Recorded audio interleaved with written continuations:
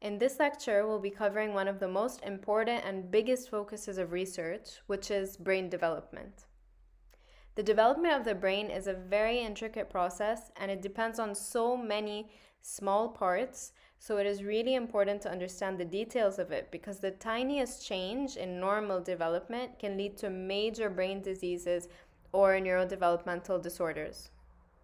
The study of brain development and neural stem cells specifically is also important for our ability to provide better therapies for brain injuries and other types of diseases that arise during adulthood, such as stroke or traumatic brain injuries, since it can allow us to find ways in which we can replace the cells that die. Finally, even in cancer, many of the processes that take place during development, such as the active division and proliferation of cells, are activated during the formation of brain tumors. So before we proceed, I wanted to briefly explain what happens during early development. So you might remember this from just normal basic biology. So once an egg becomes fertilized by sperm, multiple rounds of division or mitosis are going to occur in order to produce more cells. So when the zygote acquires around 70 to 100 cells, it is now called a blastocyst, and it takes on a much more organized structure. So after this stage, the embryonic disc forms, and it consists of 3 cellular layers. The endoderm, which is the innermost layer and will therefore give rise to the internal organs. The mesoderm, which is the middle layer, and it will produce the bones and muscles. And the outermost layer, which is the ectoderm, and it will give rise to the nervous system and the skin. The development of the nervous system from this ectoderm layer starts around the 3rd week of gestation, or day 20. These are the stages through which the development of the nervous system will occur. At first, the structures are relatively simple. There is a notochord, which is a tube that runs along the middle of the embryo, and right above it is the neural plate. The neural plate will deepen to form the neural groove, and the sides of this groove are called the neural crest. Now, once the neural groove is sealed, it becomes the neural tube, and the surrounding layer that was the neural crest will give rise to the peripheral nervous system. So we end up with a complicated patterning with a neural tube that runs through the embryo, the structures of the peripheral nervous system adjacent to it, and the notochord that is no longer needed will disintegrate. So this process that I just described is known as neurulation. The notochord plays an important role in the beginning of this process because it is responsible for sending the required signals to the ectoderm for what we call induction. So basically to initiate the formation of the components that I mentioned. The notochord also defines the midline of the embryo, so it's therefore important for the patterning and the segmentation of the different structures. So as a summary, the neural tube is formed when the neural plate deepens and then seals at both ends, the top and the bottom end. The top is referred to as rostral, and it's toward the head or the brain. And the bottom is referred to as caudal, and it's towards the back of the brain. If the rostral end fails to close, then the baby will have anencephaly, which is a condition where the majority of the brain fails to develop. If the caudal end fails to close, then the baby will have spina bifida, which is a condition where the spine and the spinal cord do not develop properly. Once this process is complete, the different parts of the neural tube will start to bend and fold in order to produce further subdivisions. In this diagram, we can see that at around 3 to 4 weeks, so just after the neural tube is formed, the brain will consist of 3 partitioned vesicles. The prosencephalon, or the forebrain, the mesencephalon, or midbrain, and the rhombencephalon, or hindbrain. Each area is further partitioned then. The prosencephalon will produce the telencephalon and the diencephalon, and the rhombencephalon will produce the metencephalon and the myelencephalon. At around 5 weeks, we now have 5 vesicles. The telencephalon will produce the cortex and its associated structures. The diencephalon will produce the eye cup, the thalamus, the hypothalamus, and the epithalamus. The mesencephalon will produce the midbrain, and the metencephalon will produce the pons and cerebellum, while the myelencephalon will produce the medulla. This process of segmentation and separating brain regions is dependent on various genes that activate these processes, but we won't go into those details. The formation of the mature brain will then proceed in 3 parts. First, stem cells proliferate rapidly, which means they divide, to produce all the cells that are required to fill up the brain. So this is an increase in the number of cells. Then, once the cells are produced, they can start to differentiate, which means they become specialized and they acquire specific characteristics and functions. Finally, the cells will then migrate to their final destination. This is shown here in the diagram. As we can see, the shape of the mature cell also changes upon differentiation and then maturation. It will extend processes and start to contact other cells and form synapses at this point.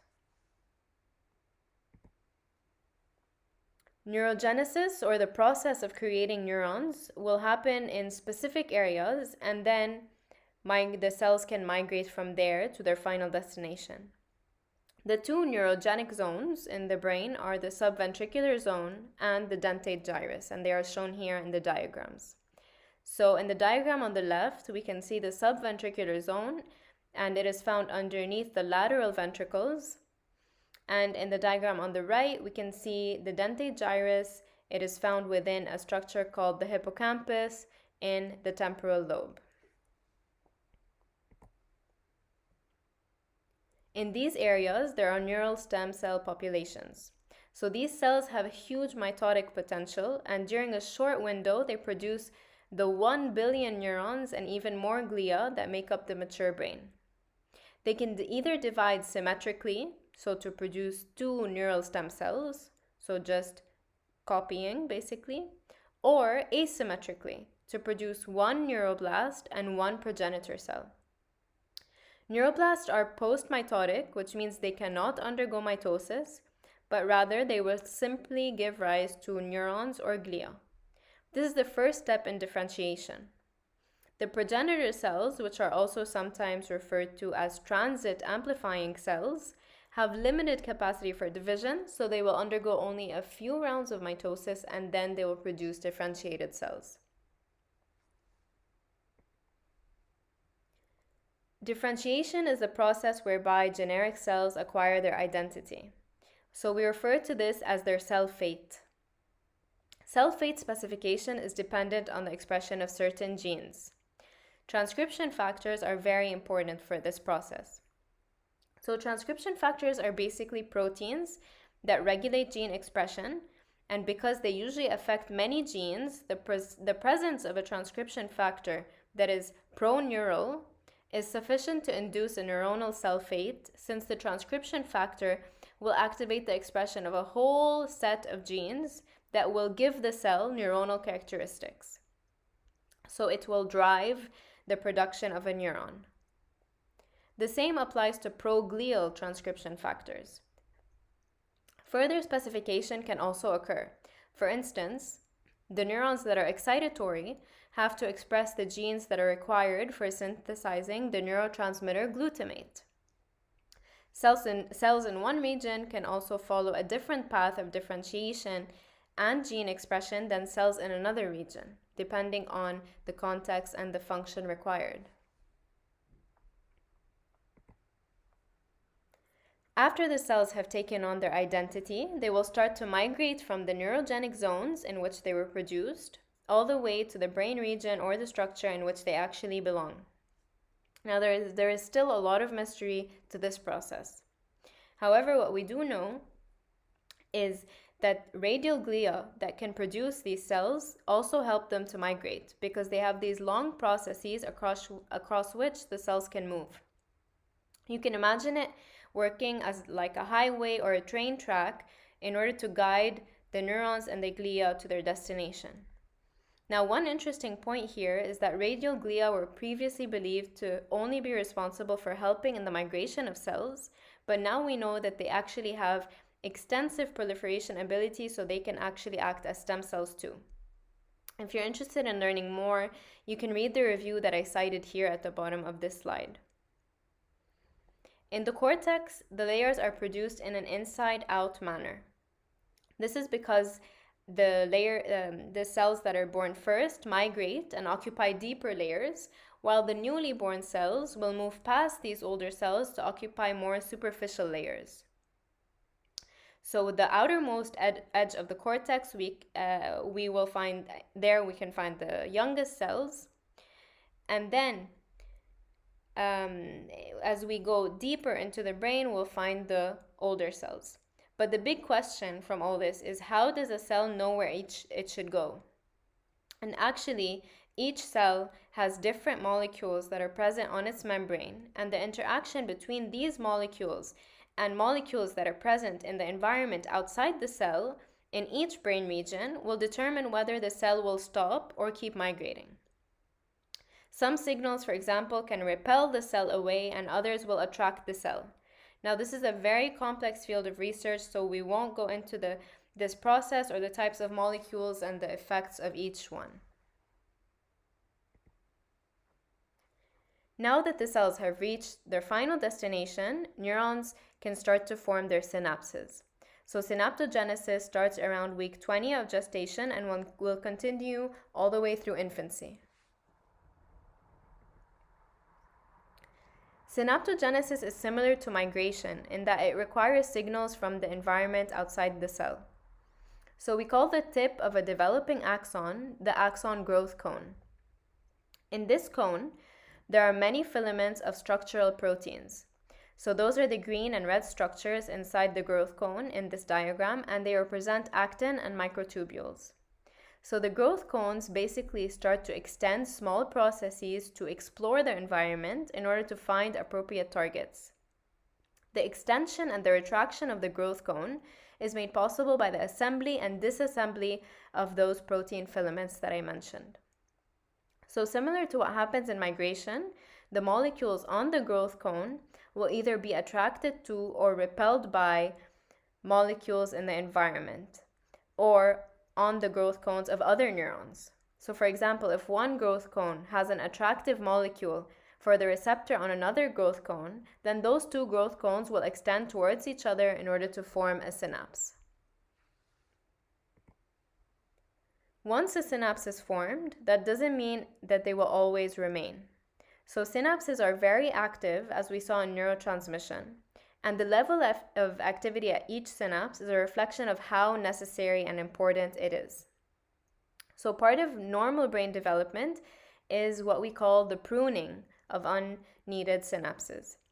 Synaptic pruning starts after synaptogenesis, of course, so starting at the age of 2 years until adulthood, and it will actually continue throughout the entire lifespan. Initially, we form much more synapses than we actually need for proper brain functioning, and then the extra ones are removed. Then, as part of maturation and based on the environment and the needs, synaptic pruning of synapses that are not used enough will occur. So the process is dependent on how much that synapse is stimulated and used. Now, microglia are responsible for removing the synapses that are not needed, and we saw these cells very early on in the course. These are the cells that are like the immune cells of the brain.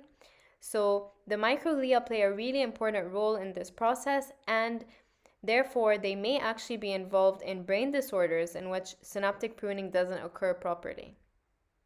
In this case, the brain would be hyperconnected, and this could lead to multiple issues.